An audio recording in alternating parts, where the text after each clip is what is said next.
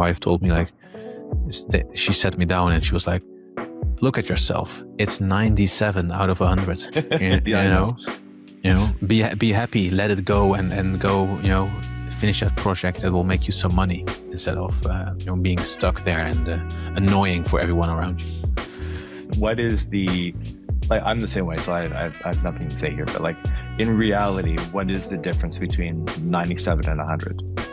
Like, what is the ROI or the tangible difference between that 97 and 100? And we're officially live. We are officially live, exactly. I mean, this is just an experiment. So Nick, we have some really good conversations the last 2 episodes now. We were able to kind of share each other's stories, talk about where we are now, and then like the story that led up to. There was a bunch of like overlap and some interesting kind of interesting nuggets that we kind of pulled out there. I'd love to kind of have a third session where we can kind of digest a bit and seeing like if we can kind of talk about like what we learned over those last 2 sessions. Yeah, I think that's a great idea. The thing that stood by me the most is that we had, for the first half of our career so far, quite a bit of overlap, even though that's no longer really the case today. So somewhere down the middle there was like a fork in the road, and you went left, I went right. So I thought that was interesting. Yeah. You mentioned a lot about like luck, like in your story. Do you think like luck was part of? I think luck is part of most people's stories, or how does someone kind of progress in their career? Is it all about luck? Well, for me at least, but it's luck in a sense of being in the right place at the right time. But still, for you to be there, you need to do a lot of shots. You need to, because I mentioned, I got lucky because one person said yes while the other said no. And then the yes person had more power. So I got my first job. But just to get to that interview, before that was 8 months of getting no all the time, getting ghosted and generic rejection letters. So yes, it's luck, but I think you also have a big say in how much luck you get. It's almost like forced luck. I'm sure there's a saying for it.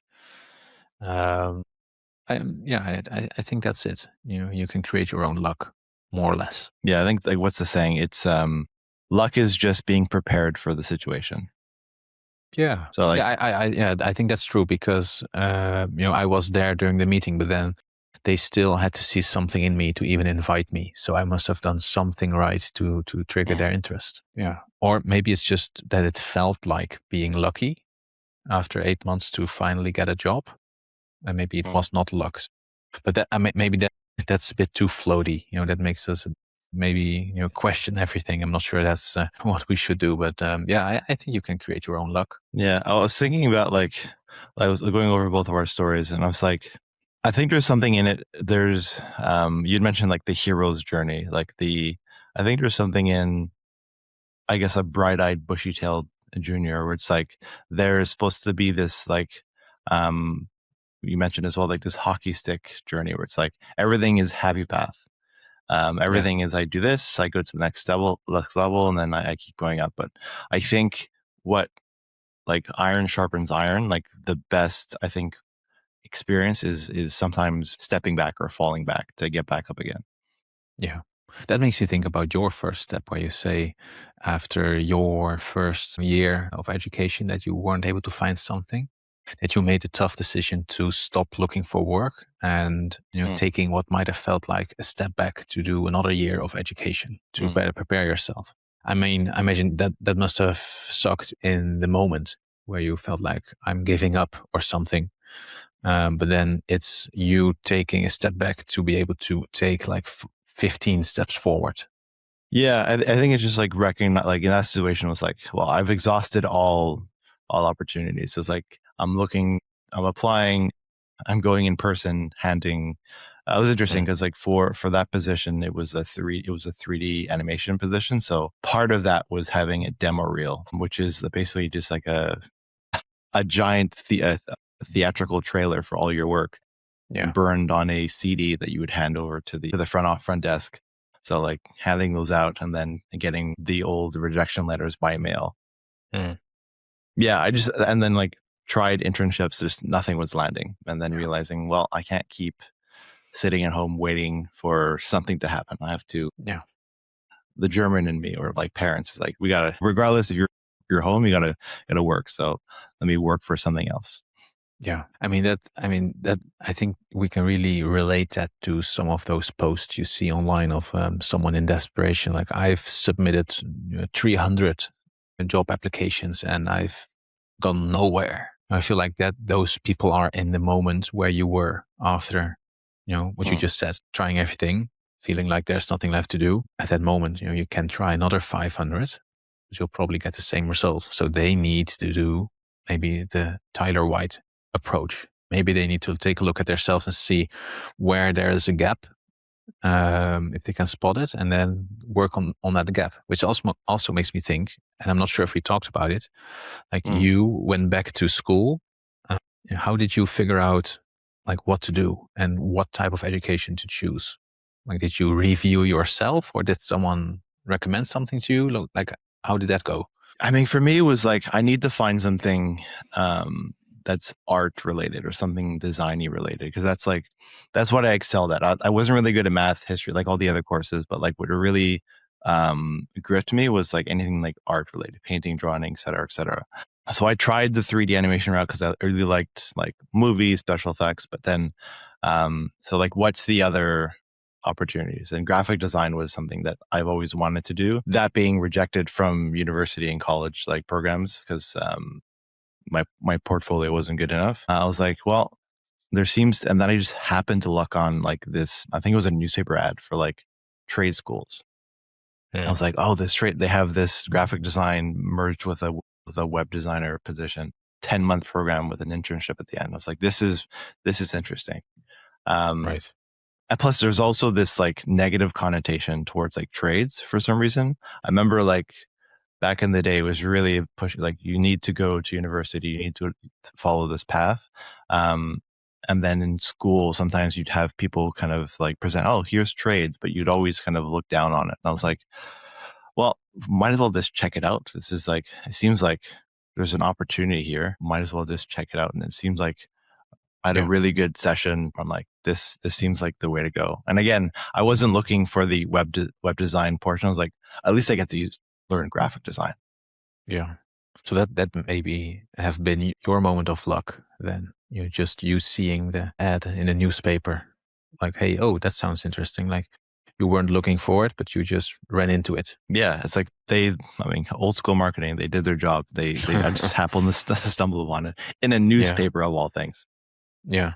So I don't know how relevant that is anymore. Yeah. Yeah. No, well, I don't get a newspaper at home, but that's, I don't have a landline. We only have our mobile phones. But anyway, yeah. So I have something harsh that I'm thinking about. Is if you look at people stuck on their job hunt, they approach you or me or another coach or mentor, and then the question always is, how can I present myself better? So that makes it sound like they expect that they are good enough, but they don't know how to present themselves or to bring that message of, look at my cool stuff across. And maybe you know where I'm going with this, but could it also be that they aren't ready yet for a job? Maybe, skill wise, would it make sense for them to then maybe take a step back like you did and learn some more, intern some more? Yeah. I mean, there's like, yes, maybe, but there's a danger in that. Like, what does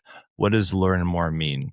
Like, for some people, it's like, okay, I'm not getting a job because there's some, like, I mean, the first barrier point is like my portfolio website. Like, I have all this work. Please look, I'm sending my resume. Take a look at my work. Is it good enough? And then, like, if you're getting rejection letters back, it's like, well, then I guess my work isn't good enough. So I'm going to keep pushing and updating my website until eternity. At some point, you get some diminishing returns. So I think that path is not the way to go. I think it's getting better, the craft, like, just like comparing your portfolio versus maybe a senior, or like whatever the rung up is, and seeing what are the gaps is. So like, first step is probably just like, see if you can pick your top favorite designer, start replicating their work so that you can learn how to replicate things until you until you do enough repetitions that you kind of define your own style. Yeah. So, I mean, because that sounds so annoying. Like, I think you're right. It's something you should do to refine and find your style. But then people also feel like, well, I need a job to do all of that. It's very tough to keep the motivation to do that on your own. But I mean, it's like watching paint dry. It's like you can't see it in the immediacy. Like I was playing, for example, my son, we just started him soccer maybe like a couple months ago. Nice. Started not good, obviously, but like first time playing soccer. So signed him up for some lessons. Literally in his whole life, the first time, I mean, it's first time ever. Yeah, that's cool. He likes kicking, not the same. And he does sessions, and then like you see the progress isn't immediately. And then yesterday I noticed that like his kicks got better. And it's not that he practiced in between the last weekend and yesterday. It's just that like sometimes you just need to step away, and then as you come back to it, you get to see the progression. Yeah. So I was like, it's slow, it's tiresome. You're not going to see an immediate improvement in the moment, but I think it's good to just, whether it's like keeping track of like old designs, just to follow your progression to see like what's the delta between like my old work and my new work. Yeah. What does it look like in practice for someone who's maybe getting demotivated after yet another rejection letter? What does their day-to-day look like? I mean, I'm looking back to like when I was looking at a job, it's really just like apply, and then improve. I think one strategy I deploy is that there's a bunch of like mentorship sites that are free. Like ADPList is one, where you can find like a mentor or like book a session with someone. Like a good strategy might just be book a session with those free mentors and then just have a portfolio review, and then do that a bunch of times. Yeah. And then if you have do that like maybe 10 or 20 times with different people, and then it's almost like it's research. You get to see what the gaps are. It's like all these mentors say that I'm weak in these areas. I need to improve this thing. I'm collecting that data so I can improve accordingly. Yeah. I mean, I think that's very important. If you go the coaching way, talk to many people, because smart people are wrong sometimes as well, or experienced people. We make mistakes too. And if you talk to many people, you will see the pattern, hopefully. The reason I'm asking all these silly questions is because if I look back at the people I've been coaching this year, currently I have 2 active, would you call them coachees, students. So one of them is, in my mind, closer to getting a job than the other. And we are working on his social media game, basically. Like, how do you present yourself? How do you make sure that everything you post online reflects what you have on your portfolio website, so that you look like one person, regardless of where you look? It's a whole different discussion compared to the other person, where we spend like 6 months building a portfolio together, weekly sessions to just, I was more of a teacher. Like, how does Webflow work? We went the Webflow way. Like, what's the layout? What's the component?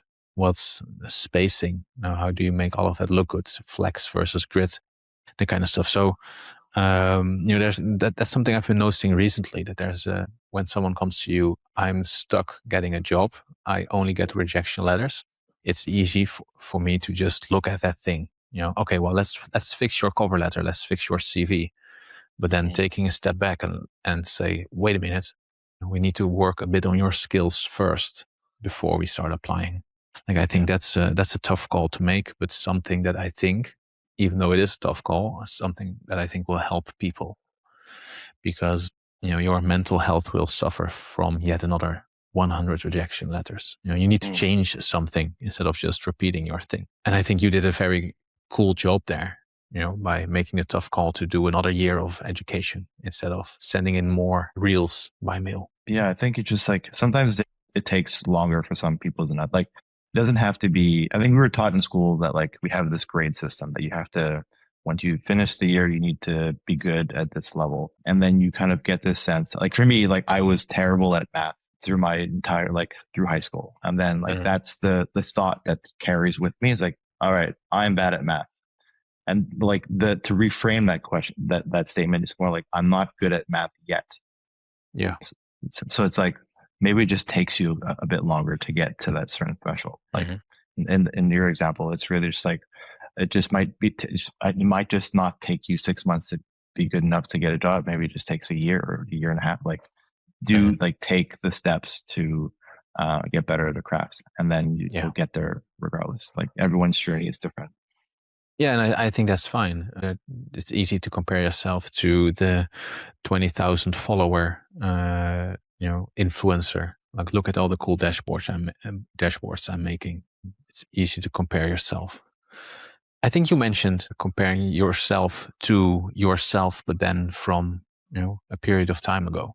And I think that's the healthy approach. As long as you can see yourself moving forward, I think then you're on the right track. Yeah, I think because the alternative is to compare yourself to this idea or this person, and then the gap is always there. I had that unhealthy obsession, like, I want to be as good as this person, and the consequences that you never feel like you're good enough. It's always like you don't see progress that way, but like. Yeah.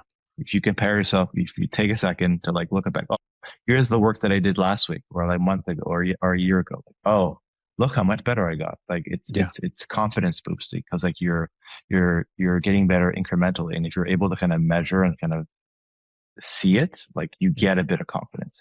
Yeah.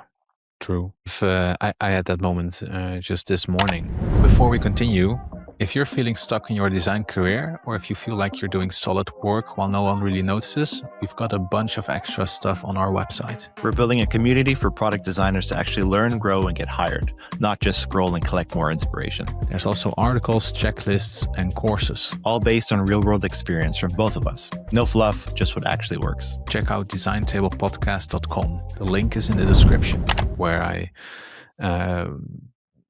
worked on something a few months ago.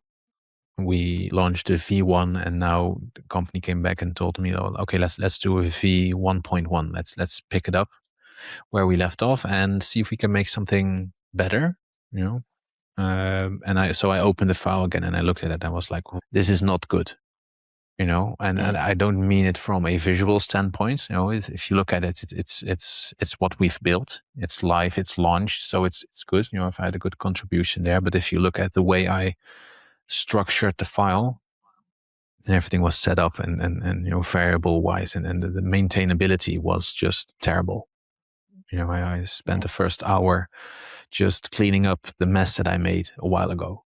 So then I was like, in just a short period of time, I've improved still, even after 11 years on the job. So I think what you are saying, that getting better over time, luckily that happens to all of us all the time, regardless of your experience. Yeah. And I also think like you're gonna hate. A good sign is always like if you hate your work, your old work. Yeah. That means you're progressing. Also, it's like, oh, this looks terrible. So it looks terrible because you've gotten better. There's like an insight there. Yeah, for sure.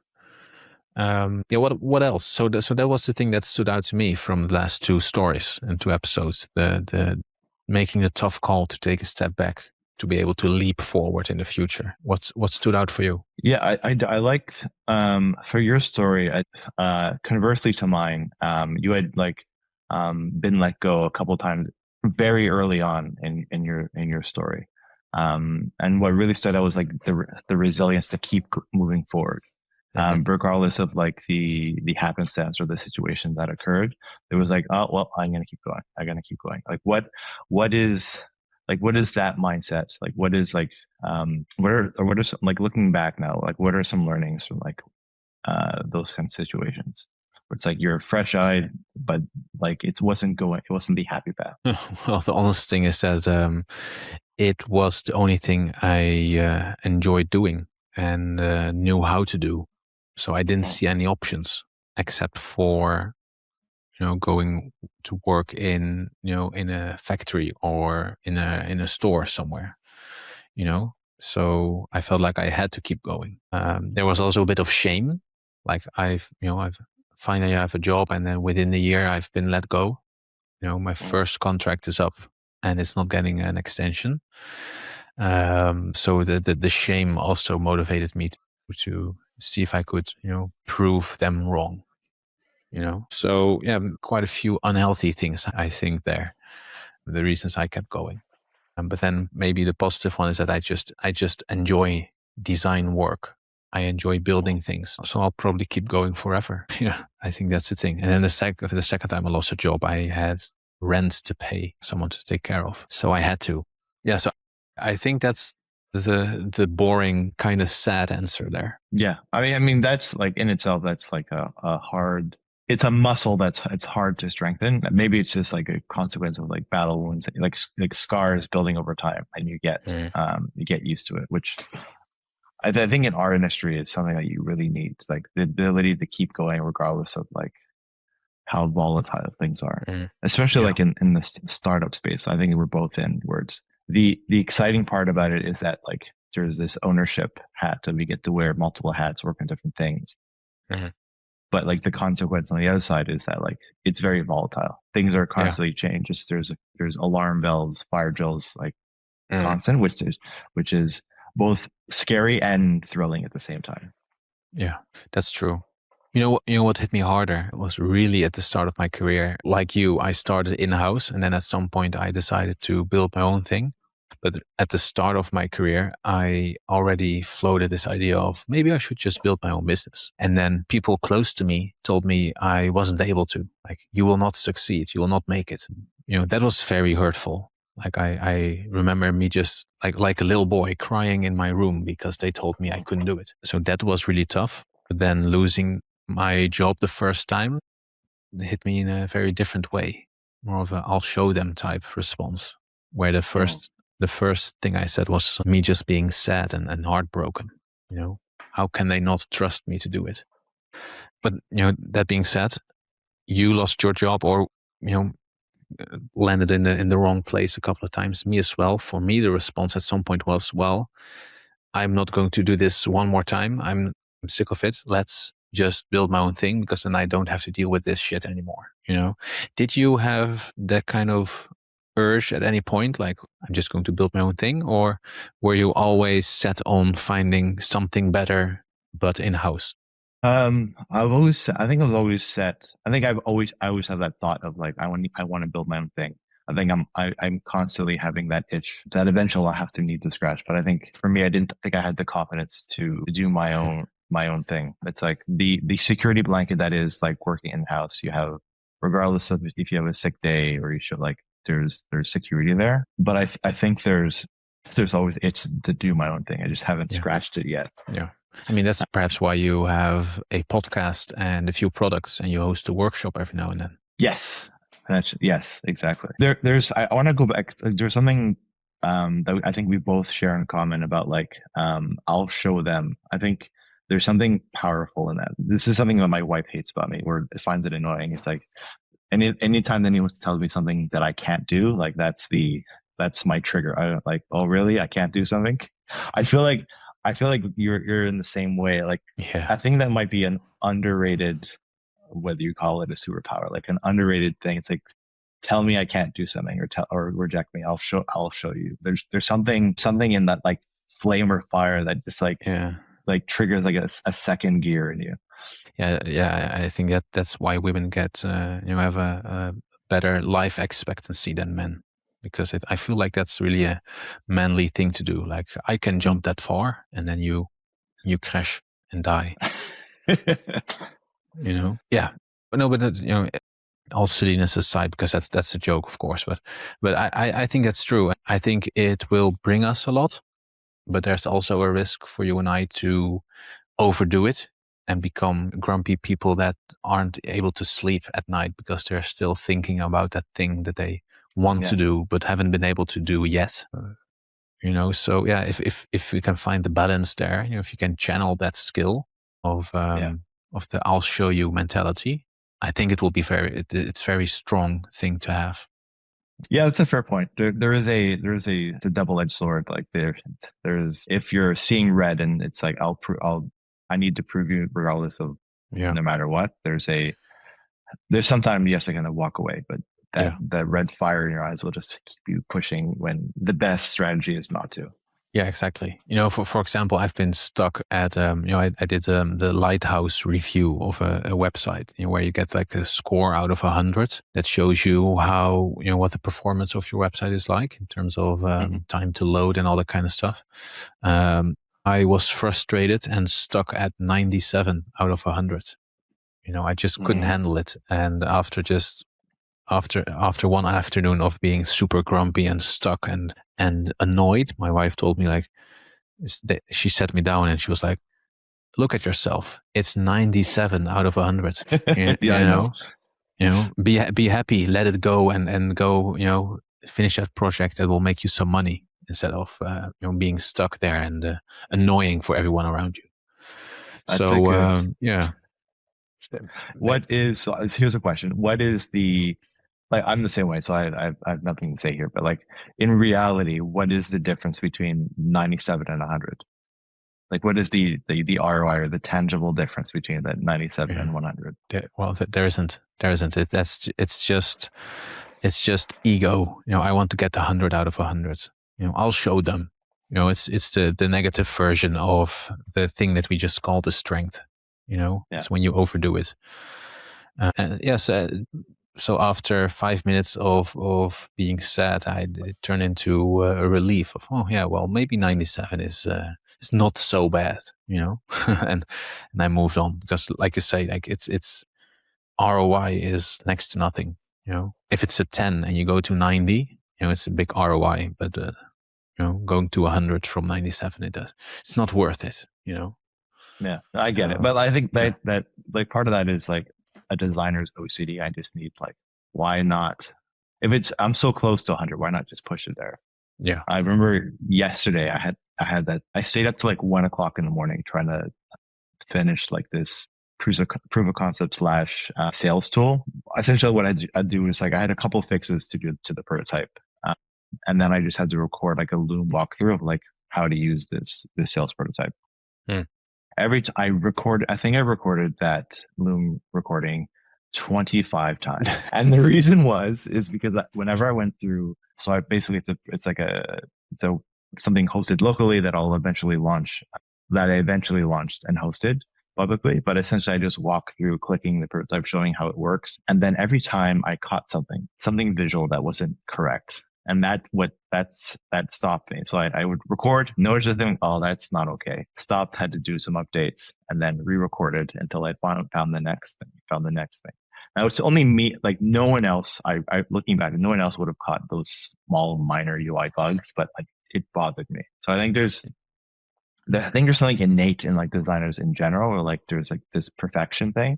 But it like harks back to your point, like what's the difference between 97 and 100? I think most people will notice it. No, that's true. So were you able to get it to a level you approved of at 1 a.m. or were you just so tired? Yes. Okay. No, I got it. I didn't stop. It was unhealthy. I paid for it the next day, obviously. Yeah, I imagine. But yeah, I mean, that's, in a few episodes we will talk about mental health in a designer, because with the OCD, the perfectionism, feeling like you're on the spot all the time, like I had trouble getting a job, like all of that, it's mentally it's so challenging for people. So that's something that really deserves its own episode. Yeah. There is a performance tax, especially with like how we need to evolve very quickly with our position. It's not like you learn a thing, you learn plumbing, and then when you're a plumber, like the things you do don't change. The problems that once you've been doing it for quite a while, like you see patterns and you need to, and it's easy to fix because you've seen these problems before. Yeah. Like specific to our industry, like things evolve and change, which is the exciting part. But there's also a mental tax. So like having to constantly being up to date. Oh yeah. And then defining what up to date means, because that could be, I need to know every new tool, every new strategy, every new workshop technique. That it sometimes it can be like it wears at you over time. So there's a balance. Oh yeah, for sure. To be to be aware of, and to be mindful that your sanity is the utmost importance. Yes, yeah, for sure. I mean, that's in today's design world. It's the worst it's ever been, I think, because of all the AI powered tools. Like you feel like you are behind every day when someone posts something about look at all the things I can do automatically now. Designers are done. Designers are cooked. That kind of stuff. Yeah, but more on that later. Any closing thoughts on that double backstory of the previous 2 episodes? Yeah, I think looking back, like comparing our 2 stories, I think what's important to keep in mind is that everyone's journey is different, and it doesn't have to look like the perfect story arc, like a children's story. True. It can look grungy. You can have success early on, fail later on. It doesn't matter. You're going to succeed no matter what. It just doesn't like the chapters may look different from person to person. Yeah, that's it. Even the hero's journey, the concept we started with, isn't a happy story all the time. You have the call to adventure and the refusal of the call. So, I don't want to do this. I cannot do this. But also, the supernatural help, the Yoda that comes and help you, or the father figure that appears from, out of nothing to help you when you're stuck. For designer, that's getting a review, joining a community, getting a coach or a mentor, or just having a group of like-minded people where you can bounce ideas off. So that's super important. So yeah, I agree. It's not a happy story always, but get all the help you can. Talk to people. I think that's perhaps the key, because I think that's something we both did during our story so far. Agreed. All right, that's another episode in the bag. Yeah, great episode. By the way, if you're stuck second-guessing your work or trying to figure out your next move, drop a question in the comments or leave a review. We might actually feature you in one of our future episodes. And if you got any value from this episode, hit subscribe wherever you're listening. It helps more than you think. You can find everything else, resources, articles, and more at designtablepodcast.com. Thanks for being here. See you next time.